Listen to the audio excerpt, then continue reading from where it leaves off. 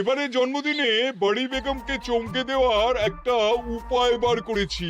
উজির, বলো তো দেখি কি উপায়? নবাবের সাজিশের হদিশ পাওয়া আমার বুদ্ধিতে নামুমকিন। ইসাক বহুত বড়িয়া কোনো মতলব আছে। এবারে বেগমের জন্মদিনে বিরাট একটা উৎসব করব। সারা দেশ থেকে মহান মহান অতিথিদের নিয়ে আসা হবে। দুনিয়ার সেরা সেরা খাবার, সেরা সেরা গাইয়ে, সেরা সেরা বাজিয়ে, সেরা সেরা নাচিয়ে রাতকে দিন করে দেবে এমন রোশনাই। রেস্টো নাই। কি বললে? বহুত বড়িয়া আপনার সোচ, লেকিন মাফ করবেন হুজুর, রাজকোষের অবস্থা খুবই খারাপ। উৎসব করার মতো তো রেস্টো নাই জাহাপানা। কোনো কথা শুনতে চাই না। আমি হলাম গিয়ে বাংলার নবাব। আমি আনন্দ হই হুল্লোড় করবো না তো কে আর করবে? একদম ঠিক জাহাপানা, কিন্তু কর বসিয়ে টাকা তোলো।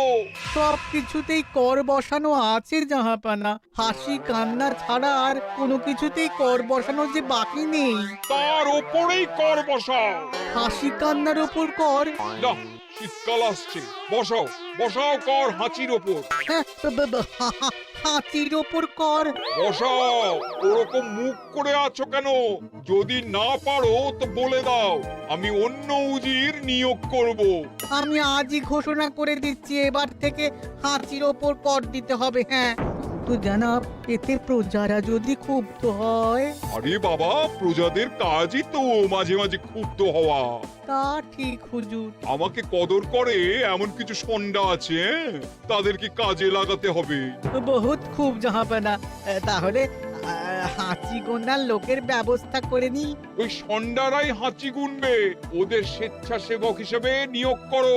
বহুত খুব জাহাপানা। সব জায়গায় লোক পাঠাতে শুরু করো, তবে কৃষ্ণনগরে বেছে বেছে লোক পাঠাবে।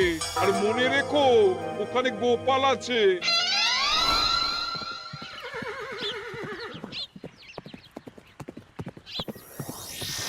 সব জায়গায় কর আদায়কারী পাঠিয়ে দেওয়া হয়েছে জাহাপানা। আপনার কথা মতো তাদের বলে দেওয়া হয়েছে যে আদায় হওয়া করের 10% তাদের বেতন হিসেবে দেওয়া হবে। সুতরাং কর আদায়ে কোনো ঢিলেমি হবে না। বহুত আচ্ছা, বহুত আচ্ছা।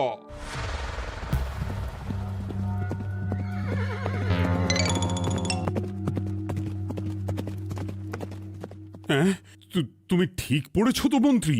হাঁচির উপরে কর? বলেন তো, আর একবার পড়ছি মহারাজ। আসলে এটা নবাবই মশকরা। আমাদের নবাব যে খুবই রসিক মানুষ তা তো আমরা দেখেছি। বারবার কৃষ্ণনগরের সঙ্গে রসিকতা করতে গিয়ে হাঁড়ি ফেটে রস একেবারে মাখামাখি হয়েছে, আর সারা গায়ে পিঁপড়ে ধরেছে। মশকরা নয়, একদম সত্যি কথা। হাঁচির উপরে কর বসানো হয়েছে, আর আমরা হলাম নবাবের খাস হাঁচি গোনার দল।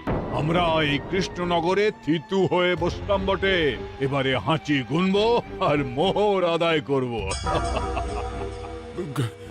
গোপাল, তুমি কি বলো?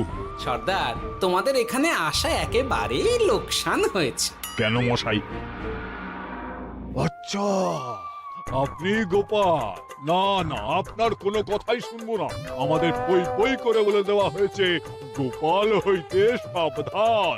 সর্দার, আমি তোমাকে সাবধান হতেই বলছিলাম।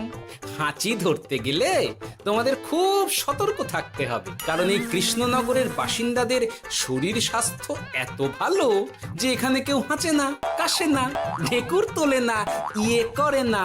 বলেন কি মশাই? এটা তো নবাবকে জানাতে হচ্ছে। যাও যাও, এক্ষুনি মুর্শিদাবাদে ফিরে গিয়ে নবাবকে জানাও। ওরে, কেউ এদের যাওয়ার ব্যবস্থা করে দে। ওই তো হেঁচেছে। হাঁচি এক, পুরো এক মোহর। হাঁচি দুই, দুই মোহর। আরে, এটা তো হাঁচির বাচ্চা, এটা তো ধরলে চলবে না। কেন? হাঁচি হলেই তো হলো। কি করব সর্দার, লিখবো? দেখ, একবার গুনে যখন ফেলেছি পুরো ছাড়তে পারবো না। আধমোহর লেখ। এটা কাশি, কাশিতে কোনো করের কথা নেই। লেখ লেখ লেখ লেখ লেখ। হাঁচি তিন, পুরো এক মোহর। হাঁচি হাঁচি 4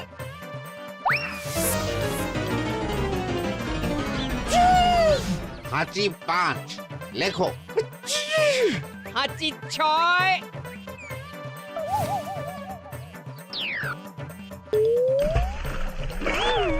যা যা কি রে শুনেছিলাম কৃষ্ণনগরের মন্ত্রীটা মাথা মোটা প্রমাণ হয়ে গেল জল থেকে উঠবে যখন ঠান্ডা লেগে হাঁচি তো আরো বাড়বে জলে বুড়ুবুড়ি উঠছে বেটা জলের তলায় তলায় হাঁটছে হাঁচি 7 এখনো তো ফিরলো না, বেলা গড়িয়ে দুপুর হয়ে গেল। ভাববেন না রাজামশাই, আমরা যারা যারা এখানে এসেছি সবাই ধড়িবাজ লোক, মন্ত্রীর হাঁচি নিংড়ে নিয়ে ফিরবে। ছি ছি ছি ছি ছি ছি ছি ছি ছি। কি হলো গোপাল? আমরা কৃষ্ণনগরের প্রবাদ প্রতিম আতিথেয়তার অসম্মান করেছি মহারাজ। কেন, কিভাবে, কখন?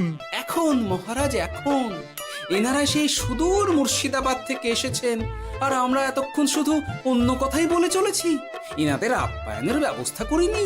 তাই তো। মহারাজ আপনি ব্যস্ত হবেন না। এই কে আছো? শোনো, এদের রাজ অতিথিশালাতে থাকার বিশেষ ব্যবস্থা করো। এদের খাবার যাবে মহারাজের পাকশাল থেকে। এদের সব সুবিধে অসুবিধে দেখার জন্য দাস দাসী নিযুক্ত থাকবে। চলো হে চলো। আরে দাঁড়াও সর্দার, হ্যাঁ বলুন। তোমাদের তো আবার গোপালের কথা শোনা বারণ।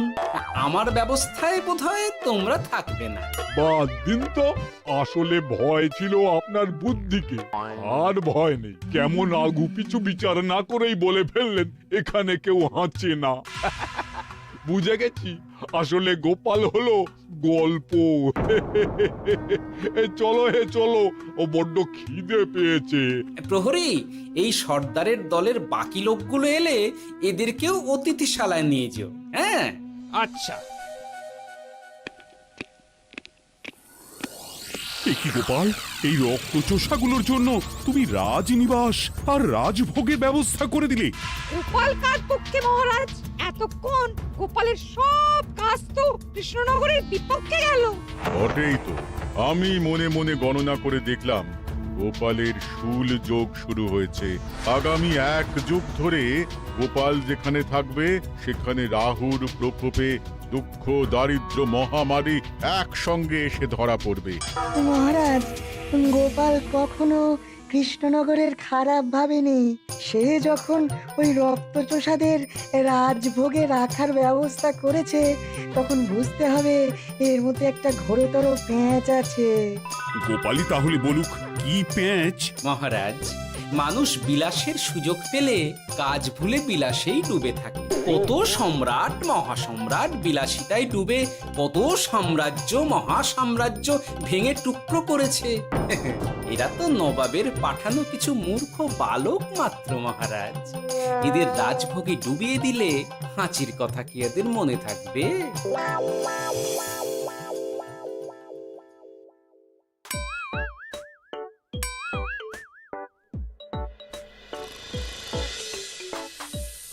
কি ব্যবস্থাপনা সব ঠিক আছে তো? হ্যাঁ হ্যাঁ, খাসা ব্যবস্থা হয়েছে। আপনারা আমাদের অতিথি বলে কথা, আরাম করুন।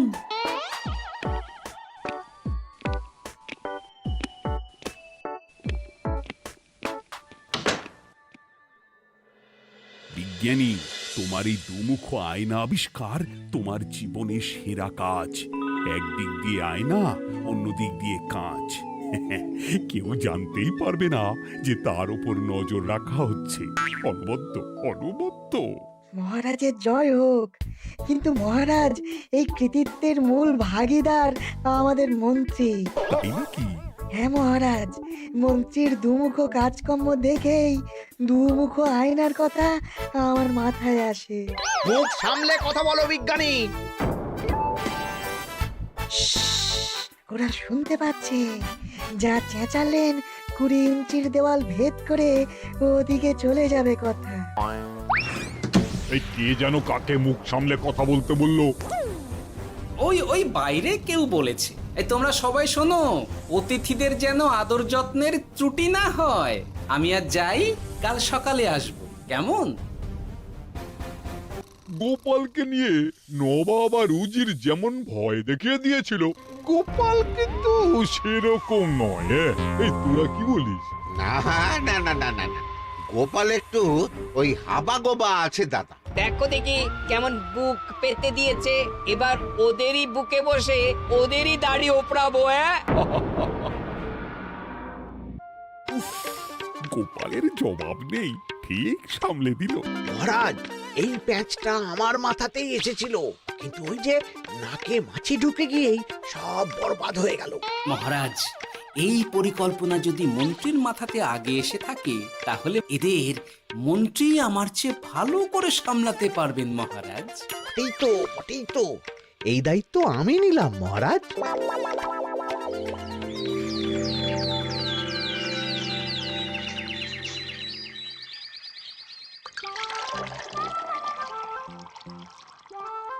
আহা, সকালে ঘুম থেকে উঠে এই রকম বেলের পানা যেন স্বর্গের অমৃত। আছে আছে, আরো আছে। পানীয়, খাদ্য, আরাম, আয়েশ, যত চাও তত পাবে। এ কি, আপনি গোপাল কোথায়? মহারাজ বিবেচনা করে দেখেছেন যে মহামান্য অতিথিদের পরিচর্যার ভার গোপালের মতো একজন ভাঁড়ের পক্ষে বহন করা সম্ভব নয়, তাই এই দায়িত্ব আমাকে দেওয়া হয়েছে। কিন্তু কোনো কিন্তু নেই সর্দার, আমি যে খানা পিনা নাচা গানা আমোদ আহ্লাদের ব্যবস্থা করেছি দেখে তুমি চমকে যাবে। দেখা নয় বিজ্ঞানী, এবার শুধু কাজের সময়। কাল মন্ত্রীর উপর ওদের ভার ছেড়ে দিয়ে কৃষ্ণনগরের যে সর্বনাশটি করেছো, কোনো কাজ করে আর সেটিকে সামলানো যাবে না। হ্যাঁ, আহা, তোমার দেখছি মন্ত্রীর উপরে একটুও আস্থা নেই। ঠিক কি প্যাচ করছো বলো তো? প্যাচের কথা পরে হবে, তোমাকে যত তাড়াতাড়ি সম্ভব হাঁচির ওষুধ আবিষ্কার করতে হবে। হাঁচির ওষুধ? হ্যাঁ, হাঁচির ওষুধ। ওভাবে দেখছো কি বন্ধু, তোমাদের কাজের সব দায়িত্ব এখন আমার কাঁধে। তোমরা আমোদ করবে আর আমি কর আদায় করে তোমার হাতে এনে তুলে দেব। সর্দার, এর মধ্যে একটা চাল আছে মনে হচ্ছে। কি আর আমি বুঝিনি। এখন কি করবে? বিশ্বাস করে আদায় উসুলের ভার এর উপরে ছেড়ে দেবে? পাগল নাকি? মন্ত্রী মশাই, বলো বন্ধু। বলছিলাম আর দেরিতে কাজ কি?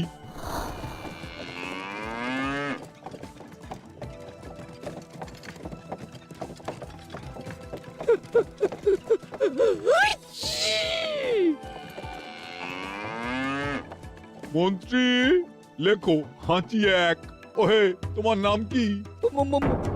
মন্ত্রেশ্বর উজুরি আগে। লিখুন মন্ত্রী মশাই, নাম লিখুন। ওহে মন্তেশ্বর, হাঁচি কর, এক মোহর ছাড়ো দেখিনি। হাঁচি দুই। আরে যাও, দৌড়ে গিয়ে দু মোহর আদায় করে আনো।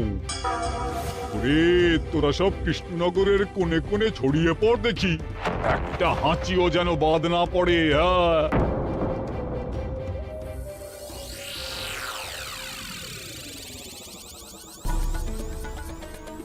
এটা হুজুরে আলাক বর্ধমান, খাম্বাস এবং কৃষ্ণনগর থেকে। চমৎকার চমৎকার। তাহলে গোপাল কিছু করতে পারেনি, আমাদের যুব শক্তি কৃষ্ণনগরকে পুরো নিংড়ে নিয়ে আসছে।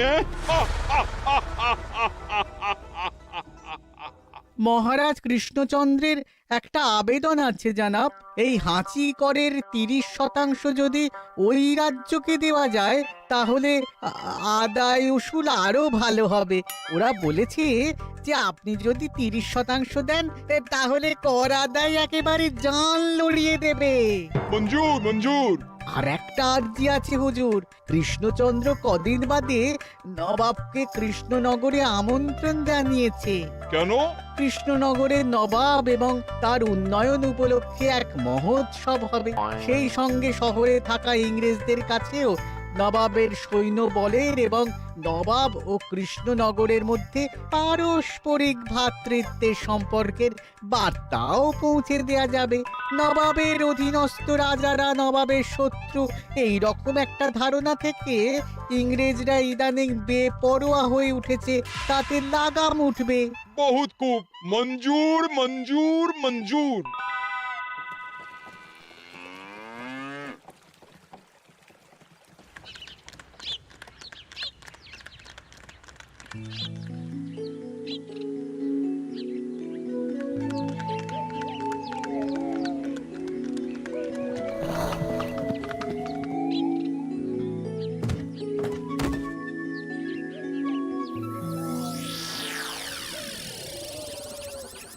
কি ব্যাপার গোপাল? জাহাপনা বলুন, কি খিদমত করব? আমি যা বলবো তাই করবে। অবশ্যই জাহাপনা। क्या बात উজির, তুমি সাক্ষী, মহারাজ কৃষ্ণচন্দ্র আপনিও সাক্ষী। গোপাল আমাকে কথা দিয়েছে আমি যা চাইবো তাই করবে। গোপাল, তুমি আমার সঙ্গে মুর্শিদাবাদ যাবে। এখন থেকে আমার দরবারের বিদূষক হিসেবে থাকবে, কেমন? ওরে ওরে ওরে ওরে ওরে, তোরা বাজনা বাজা। এখন থেকে গোপাল আর কৃষ্ণনগরের নয়, গোপাল মুর্শিদাবাদের। চড়ছে বাজা।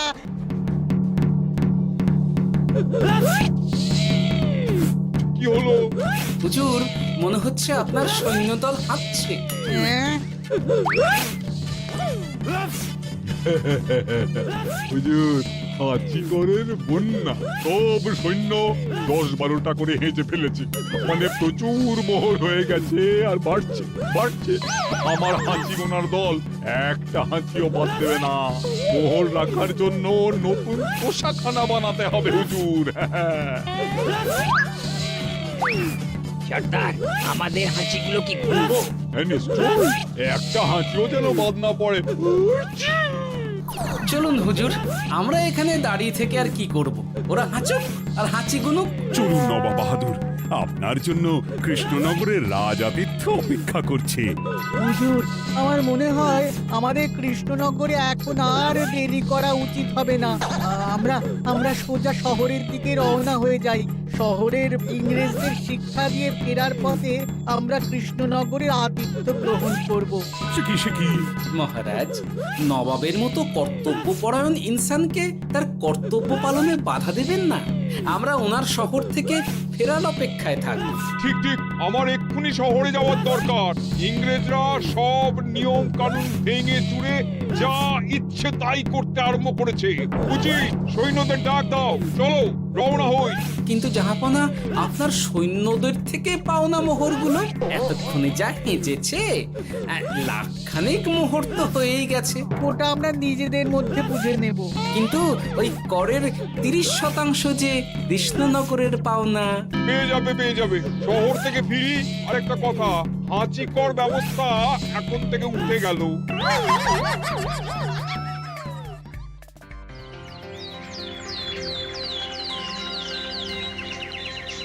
মহারাজ, কিভাবে গোপাল ভাঁড় মহাশয় নবাবের উন্মাদের মতো জারি করা ওই হাঁচিকর থেকে আমাদের সকলকে রক্ষা করেছেন তা আমরা সকলেই জানি। খাম্বাজের তরফ থেকে তাই গোপালকে সামান্য উপহার।